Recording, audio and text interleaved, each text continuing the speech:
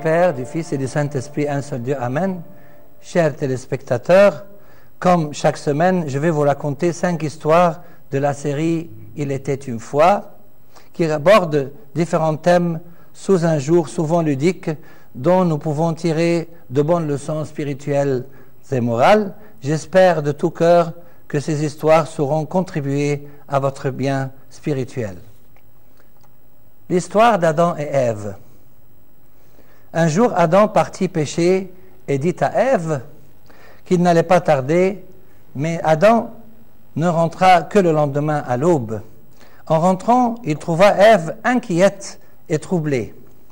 Ève commença à le bombarder des questions suivantes. « Avec qui étais-tu? Pourquoi es-tu aussi en retard ?» Finalement, elle lui dit « Je suis sûre que tu me caches quelque chose. As-tu rencontré quelqu'un ?» Adam lui répondit « Calme-toi, ma chérie, tu sais très bien qu'il n'y a personne sur la terre à part toi et moi. » Puis, épuisé de fatigue, il s'allongea par terre pour se reposer et s'endormit profondément. Dès qu'Adam fut endormi, Ève s'approcha de lui et commença à compter ses côtes de peur qu'une autre femme soit sortie de lui. Le nombre de côtes étant correct, Ève se calma. Une autre histoire, personne n'est parfait. Après la messe, un prêtre demande à un de ses fidèles « Est-il acceptable que tu discutes avec ton voisin pendant mon sermon ?»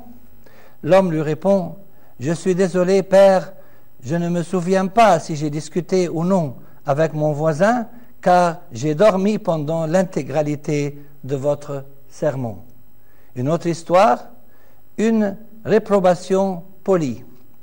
Un célèbre pianiste aperçoit une femme assise au premier rang qui dort depuis le début de son concert. À la fin du concert, tous les spectateurs applaudissent très fort. Pendant que le pianiste s'incline pour remercier les spectateurs, la femme se réveille en sursaut et le pianiste lui dit à voix basse « Je vous prie de bien vouloir m'excuser, madame, mais ce sont les applaudissements qui vous ont réveillé. Quant à moi, j'ai essayé de faire de mon mieux pour jouer doucement durant mon concert afin de ne pas vous déranger. » Une nouvelle histoire, les mêmes goûts. En parlant de son mari qui adore l'argent, une femme dit à sa copine « En fait, mon mari et moi, nous avons les mêmes goûts. Nous aimons tous deux l'argent, sauf que lui aime le conserver et que moi, j'aime le dépenser. » Une autre histoire, la famille mise à l'épreuve. Des journalistes demandent à un certain nombre de personnes très âgées les raisons de leur longévité.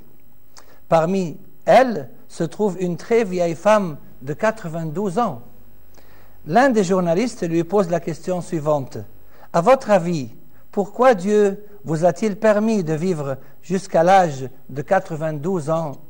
La vieille femme répond « Très certainement parce que Dieu souhaitait mettre ma famille à l'épreuve. » Je vous dis à la semaine prochaine pour 5 nouvelles histoires et gloire à Dieu maintenant et pour les siècles des siècles.